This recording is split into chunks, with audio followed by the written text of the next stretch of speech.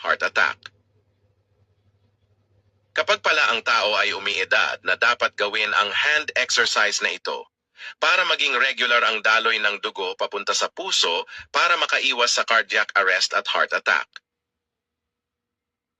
Kapag pala ang tao ay umiidad na dapat gawin ang hand exercise na ito para maging regular ang daloy ng dugo papunta sa puso para makaiwas sa cardiac arrest at heart attack.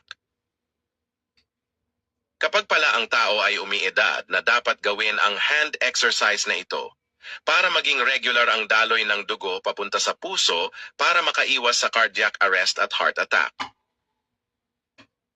Kapag pala ang tao ay umiidad na dapat gawin ang hand exercise na ito para maging regular ang daloy ng dugo papunta sa puso para makaiwas sa cardiac arrest at heart attack.